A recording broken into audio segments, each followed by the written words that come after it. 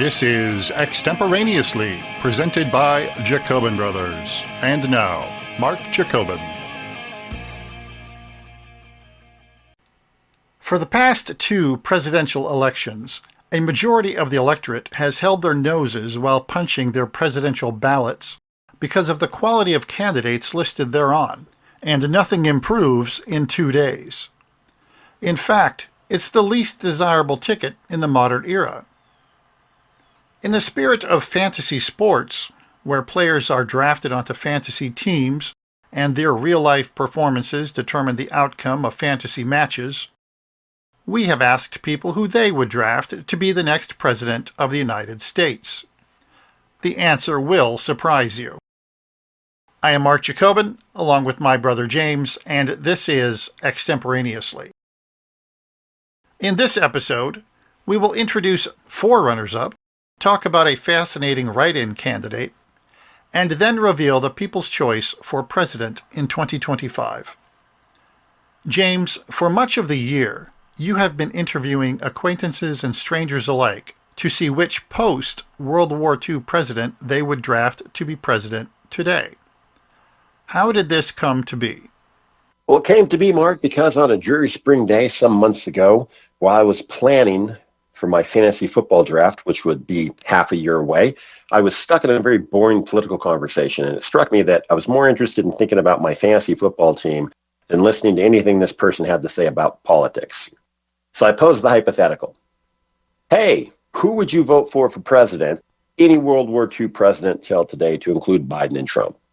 The person started talking. I got the answer. We decided to turn this to an actual survey, asked the same thing over and over to everyone. Now, here's the setup. World War II till today, Truman to Trump. The presidents are in their prime, the fantasy presidents.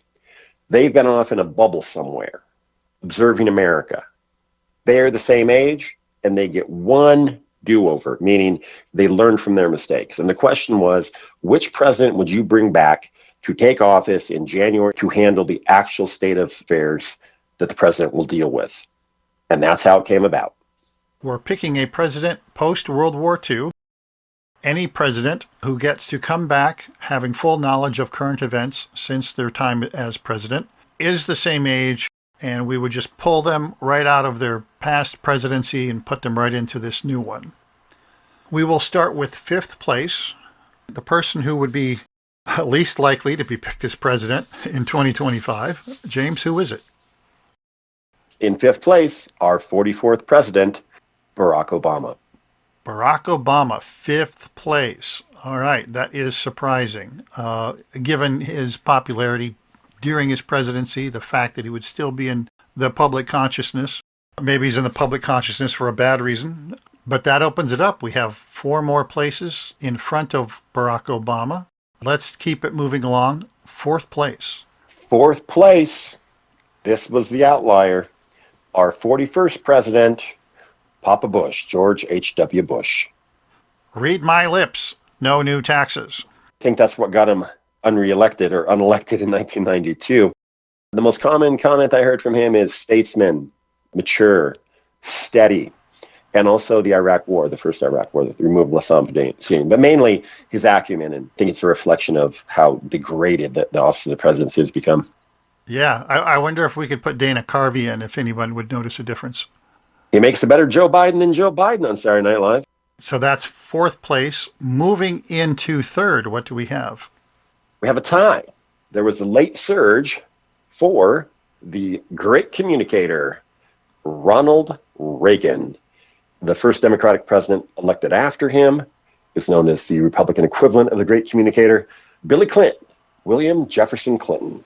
So we have a tied for 3rd, Ronald Reagan and Bill Clinton.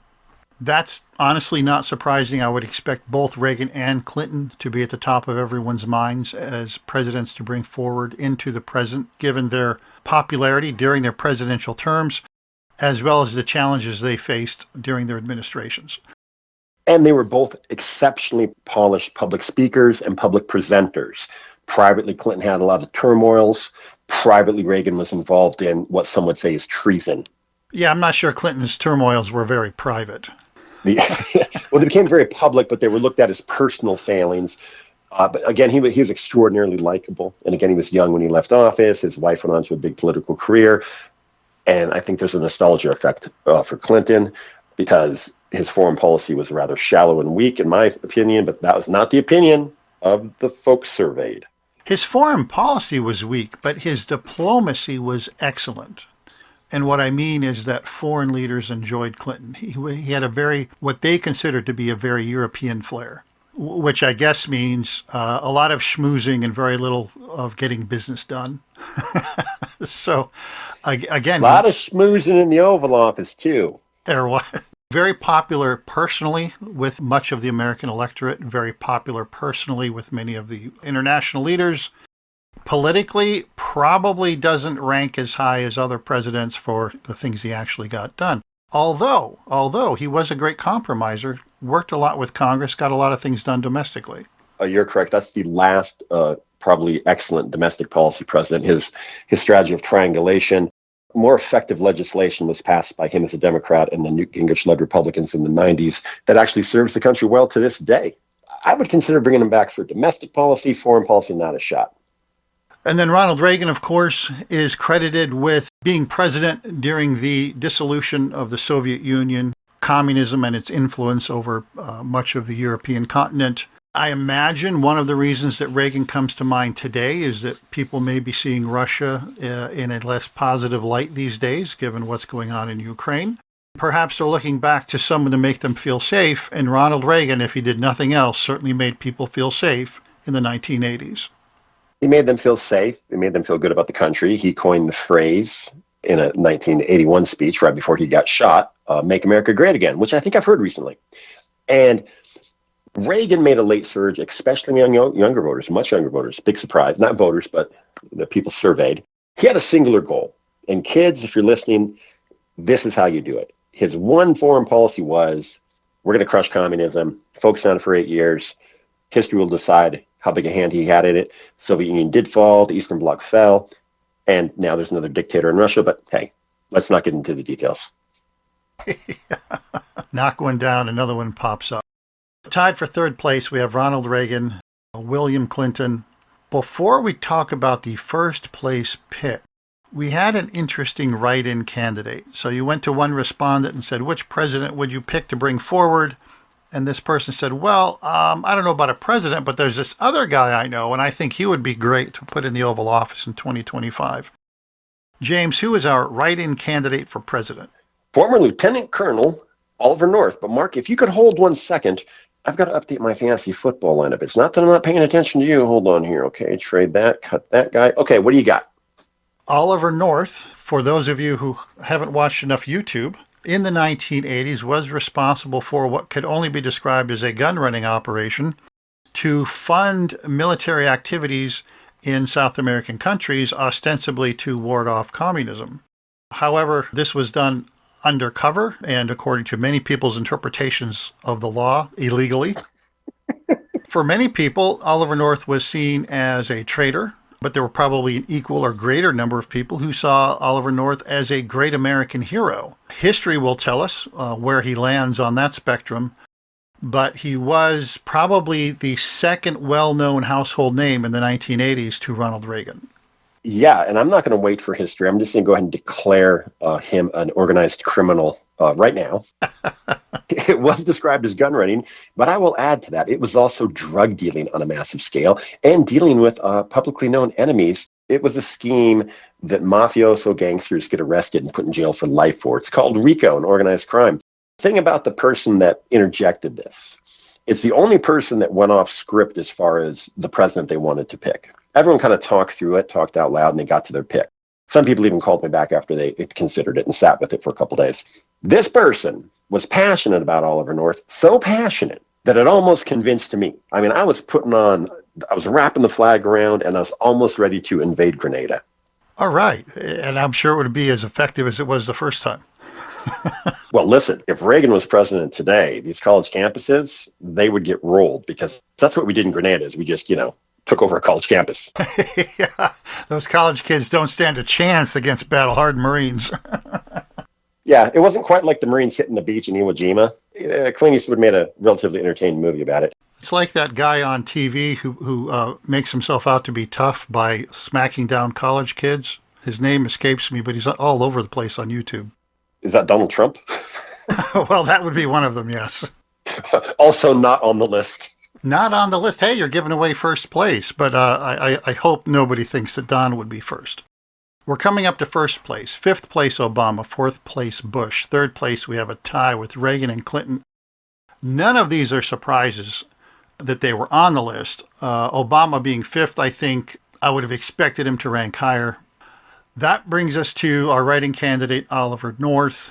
Interesting choice. Maybe we'll debate that more in a future episode.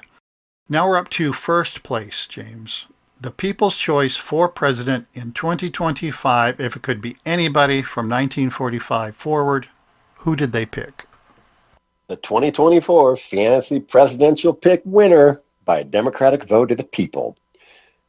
The Supreme Commander of the Allied Forces, the Architect of Normandy, and our 34th president, known for playing golf, Dwight D. Eisenhower. We like Ike. Apparently they do, especially the younger millennials. Not the younger people, but the millennials. Older people tended towards Obama. And Eisenhower, the common theme, if I condensed it all, is one sentence. They remember him as winning World War II and the first full president of the Cold War. There was no war. He handled Middle East crisis as well. Domestically, things were progressing forward into a segregated society. And these were all things that were mentioned. But the number one thing was his demeanor, calmness, and the fact that he was the leader of the Allied forces during World War II. And didn't have to fight a war to keep the peace after World War II. No, he just let Russia steamroll Europe. But that's a topic for another day. Remember, we want these people to survey with us again, so we can't dump on their choice too much. I think it's fascinating that younger people would pick Eisenhower because a lot of younger people couldn't tell you who the president is today, and they happen to know who the president was during World War II. It was chiefly the millennials, and they are a little older now, and they didn't even need to think about it. But Eisenhower wasn't foreign to them.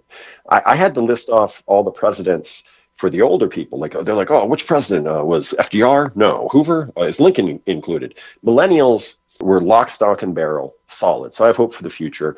Eisenhower was the runaway winner. Wasn't even close. It's the most surprising because it breaks through of all the academia studies and surveys that say about who the greatest presidents were, who was effective at this. And if you look at the list, these are just media-driven, inside intellectual Eastern establishment picks. But when you get to the people, especially the people in the Western region of the country not influenced by that, Eisenhower by a mile. Eisenhower by a mile. That really also tells you what people think about the current state of global affairs, that, hey, with everything going on in the world right now, we want somebody in the Oval Office who has fought and won a global war. It says a lot about where the millennials think the world is going because it's their kids that are going to fight it. Yeah. I know, unfortunately, right? My final thought on this, and we're going to have to go back to Oliver Stone in the film JFK because all roads lead to JFK on every show we ever do. What also got mentioned numerous times was, ding, ding, ding, by the Gen X people in our category, the military-industrial complex. His last speech that was immortalized in the opening of the propaganda film JFK, numerous people mentioned he warned us about the military-industrial complex. Yeah, that's because he made it. Oh, I'm sorry. Did I say that out loud? Well, him and the Dulles brothers, but I think we're now drifting away from fantasy presidential picks and what the world might be. And you would think, Mark, I would have enjoyed doing this, but it actually led me back to therapy because it led me to believe that no one has any faith in the current two-party system. But I digress. Very interesting to note that on your list, there are no 21st century presidents. Except for Barack Obama. Oh, that's right. Well, he's fifth place, so. But as you said, he had a forgettable presidency. So when was he president, or did he just play golf as well? That would be interesting. The next time we do a survey, just go back through the last 5 presidents and say, what's the first thing that comes to mind when you hear the name Barack Obama, George W. Bush? It would either be some great positive thing they did or some great negative thing they did. Clinton, it might be the Lewinsky affair. Bush, it might be the Iraq War. Once again, 5th place Obama, 4th place Bush. A 3rd place, we have a tie with Reagan and Clinton. Write-in candidate Oliver North, and 1st place, Dwight D. Eisenhower. James, it's come time for us to learn who you voted for in our fantasy president draft. Who is on your team? Who is your quarterback? Richard Milhouse Nixon, the 37th president and only president to resign in disgrace. Not that if a president could resign in anything other than disgrace, but there it is. So you picked what most people would consider to be the least popular president since World War II. Most people would, and the worst human being, and on and on and on. I ended up picking one because in one of the surveys, they asked me, who would you pick? And I hadn't considered it because I was having so much fun getting people to actually talk openly about their current political beliefs. Once I did, I even surprised myself because I had to use the same criteria. I learned from their mistake, domestic and foreign policy. I look at Nixon because remember, current problems in the world, war in the Middle East, or as Billy Joel would say, trouble in the Suez, problems in Europe, Third World War on the horizon, massive domestic problems. Nixon faced these things. He also created détente with Russia. Would be helpful if the next president would do that with dictator Putin. Solved the Yom Kippur War quickly. Had massive, and I mean massive progress in the domestic agenda, to including the creation of the EPA and Title IX, which allowed women access to college funding for sports and athletics and other things that has now become a juggernaut and very successful, which everyone can agree on. So it's Richard Nixon. Trick a dick, but he had to learn from his mistakes. No trying to firebomb the old political opponents, know what I'm saying? We've done previous shows talking about how he closed the gold window, opened China, to your point. Title IX, which not just guaranteed funding, but also required any school that received federal funding to allow women to participate in sports, because the only sport that was ladylike prior to Title IX was tennis, ladylike in quotes. Nixon, despite the fact that he left with a very large black cloud over his head, had a lot of accomplishments in both foreign and domestic policy, not something that we can say about most of the other presidents since World War II. And in this commentator's view, the most intelligent president we've had since World War II, and the best beast giant foreign policy, understanding the world, understanding the regions, how to deal with other leaders, and also selling the agenda at home, which is not always easy. Yes, and he was more than likely the most psychopathic, but we'll just focus on the positives. Well, I think the last two presidents here in the 21st century, Mr. Trump and Mr. Biden, are giving him a run for his money. I think if Trump wins 4 years from now, we might have a new, not fantasy champion, but a new actual champion. And if you're to believe the naysayers, he's going to be president for the rest of his life. So, we better get these we better get these shows in while we can before we get sent to a re-education camp. And since my two favorite forms of government are communism and Nazism, apparently whoever wins this, we're going to get one of them. So, hey, I'm happy. Sounds good to me. James, when you asked me who I would pick, what was the name I gave you? LBJ, Lyndon Baines Johnson. Last of the Southern Democrats, as someone once said. And that person was wrong. That was just a euphemism. But go ahead. I picked Johnson off the cuff without giving it a lot of thought for many of the reasons that you picked Nixon, which is Johnson was a shrewd politician. He was probably a bastard when it came to his diplomatic tactics. He got the things done that Kennedy only talked about. He got civil rights done. People say, well, Kennedy died. Well, yeah, but he didn't get it done in 62. So why do you think he'd get it done in 64? Johnson got it done in 64. Johnson got Medicare, Medicaid. And in my mind, Johnson did something that presidents rarely do. Johnson knew when enough was enough. He saw the tide turning. He had been worn down by years of the Vietnam War, perhaps making less than ideal choices about the Vietnam War, less than ideal choices about how to handle some aspects of domestic policy. And in 1968, he said, you know what? I don't think I have enough support to win, and I'm done with this anyway. I'll pass the reins on to someone else. If more presidents had that much self-awareness, we would be in a better place today if they had the courage of Lyndon Johnson. Exactly. He finally put the country first. He realized the error of his ways and like, I'll just quote him, when you've lost Walter Cronkite, you've lost the country. And he did indeed step aside without running for re-election. And he did indeed have a lot of regret specific to the Vietnam War. And he showed that regret. Also, something that no current president would dare do. No modern president ever makes mistakes. No, never. He did do everything Kennedy didn't do because he felt Kennedy was dragging his feet, on a Playboy. That's why he had him killed, allegedly. That's right. That's a very clever president in my book. Kill your boss and get everyone else to take the blame for it. We say that jokingly, but there is a faction of the population who honestly believes that Johnson was behind the Kennedy death. Then apparently he had a come to Jesus moment just a few years later and retired. I think if you go from ordering the death of the chief executive to retiring, I'm going to talk to that therapist. That was a good therapist. Yeah. I'm going to kill this guy and take his job. No, I guess I really don't want the job. That was my first choice.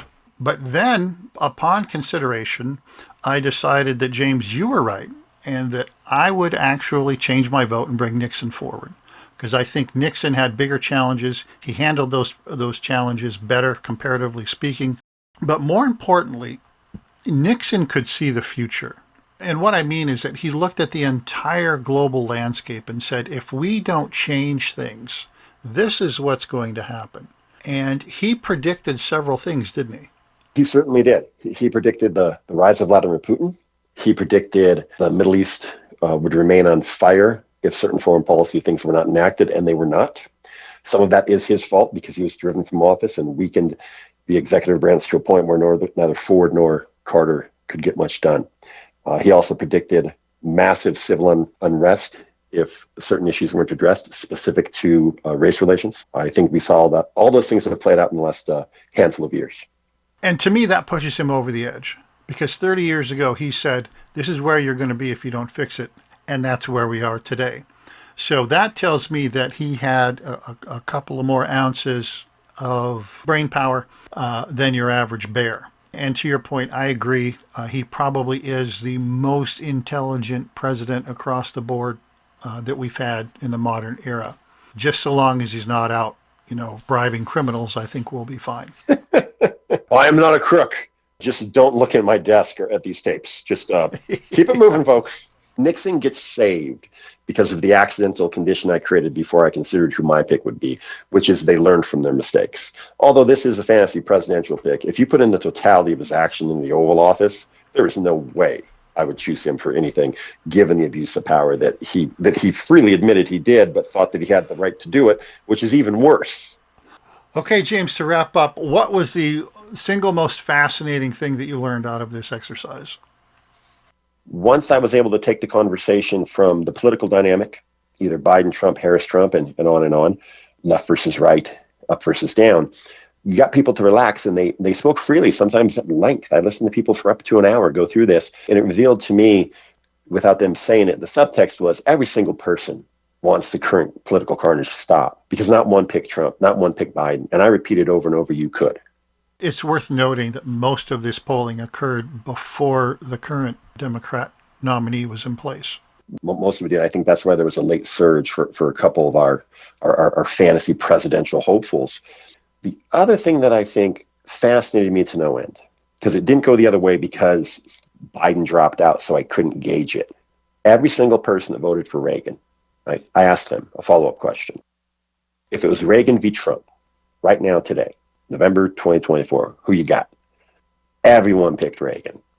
Everyone.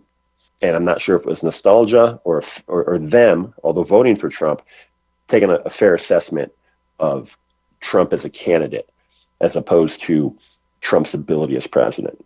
So even the Trump supporters would swap out Trump if they had a better choice. Yes.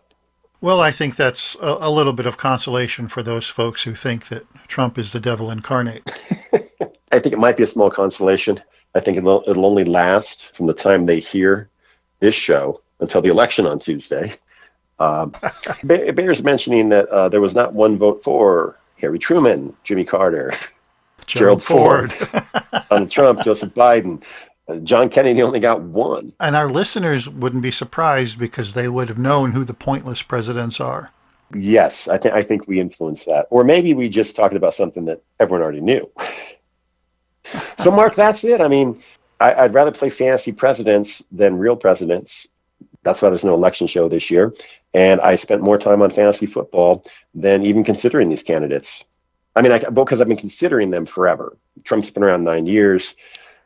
Harris is just an extension of what the Democratic Party's been trotting out there in the last 9 years. You could literally have wrote in XYZ candidate, and that candidate would perform as well, if not better, than sitting Vice President Harris.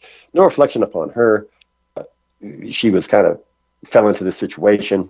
I wouldn't turn down a national nomination for president, so I can't blame Mrs. Harris for that. Yeah, I would agree. The role for the Democrat nominee could be filled by any number of Democrat politicians without a substantial change in popularity.